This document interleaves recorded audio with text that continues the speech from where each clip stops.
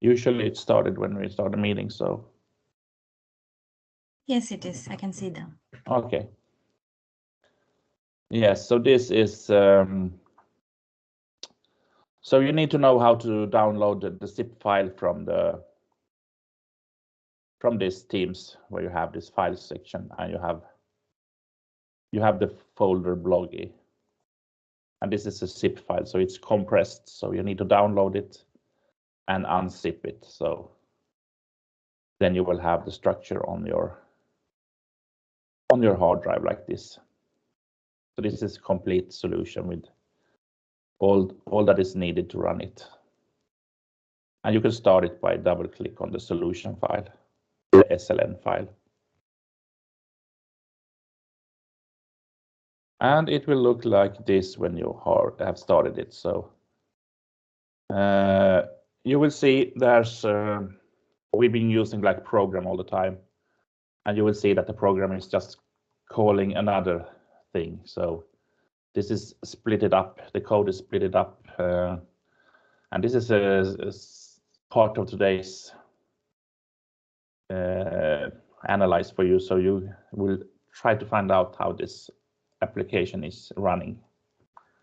So there's a few requirements we need to do also to get it to run, because this will have database access also. So what I'm going to do, I see I have something old here, so I'm going to just remove it. You will not have this. So what you will need to do, it will have a folder called SQL scripts.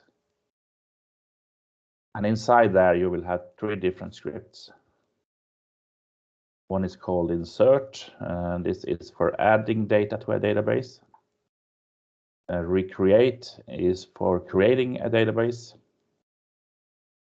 And the select is just for showing what is inside the database table. Because now we don't have any database for this project, so we need to create it. And there's a small thing here that you see that there are 2 lines here that actually are commented away, so they are not run. So you need to run these also when you don't have a database. So what you could do is to remove this section, and you are able to run this. It's not possible to run this at once. You could highlight like these 2 lines here and run them separately, and then run the rest. Or you could add something like this inside, adding a go here between. This means that it will run these parts separately and then start with the rest. So go is something like it's executing things. So it will run without a go also, but it's will not. I don't think it's managed to do the create before it starts using it. So what this script is telling, it says use master, and master is like the database root of this, what you would say, and it says create database blog post demo. So it will create a database in this list. And then it says use this database, and then it's going to remove if it exists a table named blog post. Otherwise, it will create a blog post table inside the database. This is just getting the structure of what will be inside the database. So if I run this, pressing just execute, it will ask me about a database. So I'm going to choose my local database and just connect. And you will see that it says commands completed successfully. So if I refresh now my database section here, I will find hopefully a database named blog post demo. So if I check here, you will see I have blog post demo here. And you see the tables, it has blog post table also. And that's because of the second part of the script that was creating this blog post table. This doesn't have any data now. If you view data inside here, you will see it's nothing inside. It's just showing that it has 3 different columns. So what we're going to do now is we're going to use the insert script. And you will see that the insert script here will use the blog post demo database. And then it's having 2 things here, or 2 insert scripts. And what it's telling, it's inserting into the blog post table. It will insert into these columns these values. So author will be Lily and title will be The Sun is Bright. And then it runs another one and adding another post. So we will have two posts inside the table after we run this script. So I try to run this also, pressing the execute. I need to choose this side. No, someone had the same problem. Connect. And you will see the message, 1 row is affected and 1 row is affected. So it meant it was running two things. And that's correct. We had two different insert intos. We also have a link today with this kind of script commands that we have. So you can see we're going to use select and insert and update and delete. So there are different commands to run against the database, so you could do things.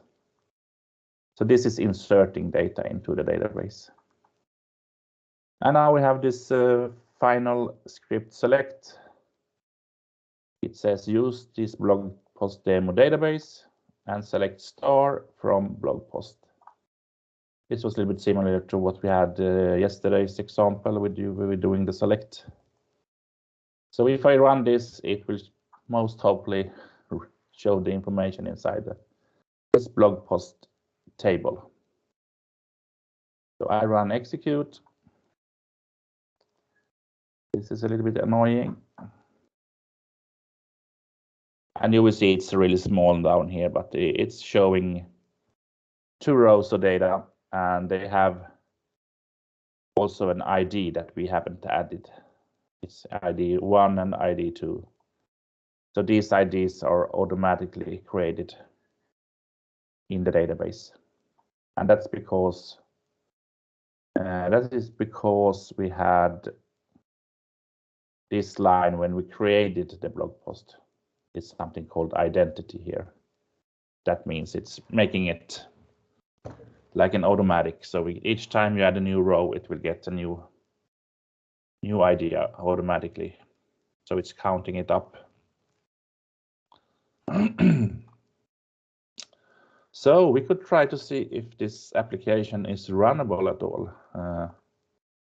So we try just to press this start the bloggy demo here. We could just see what's happening, if it's working at all.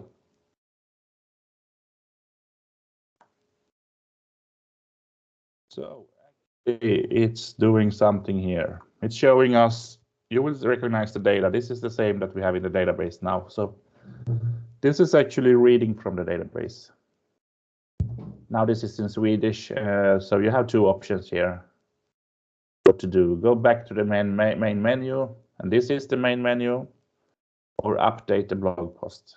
So if I press B, for example, it asks for what blog post do you want to update. So I have to choose from 1 or 2. So let's say I want to change number 2. And it says what title it is, and I want to write a new title. Coding coding net, something just. And I press enter here, and it says the blog post is updated. And you will see now in the main menu here, it's showing the 2 posts we have. And now I have a new name here on the title, CodingNet here.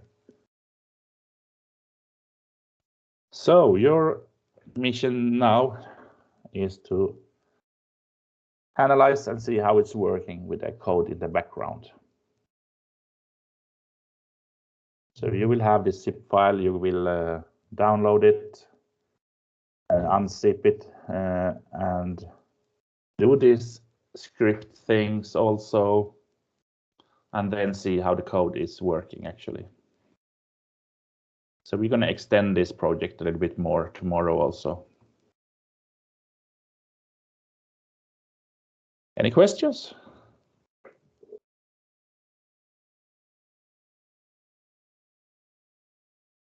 It's really nice. You don't have to write any code, just analyze it. This was too easy, or what? Are you still online? Yes, we are. Perfect. So, I have a problem with software connectivity in a Mac. Ah, you didn't manage to work it out yesterday? Not really. Okay. Did you get any help from Ömer yesterday? Yes, he sent me some videos and I did it, but at the end, actually, I was confused. In the video, they has offered 3 way of connectivity. They use probably the D-Brave something, if I'm not wrong, and Azure Data Studio. Okay, so And which one are we supposed to choose? yeah, I'm not sure about this in right now. I think I need to see that problem. So could you please send a chat message with those options? Okay. I will have a look on those. Anyone else having problems? Max, Yes. can you please give us the solution for the mini project? Yeah, it will come. It will come. We will do it tomorrow. So Yes, we thank you. haven't got them yet, all of them yet. Yes. So we will be doing tomorrow. We will do an example of that. So today we're going to focus on this ADO, and we're going to add this afternoon. We're going to add like something called CRUD. It's for creating data, reading data, updating data, and deleting data. So we're going to do a car example. So we could add how to manage cars in a database. So, but this morning, please have a look on this solution and do some analysis how it's working. You all understand what to do now? Yes. Yes. Perfect.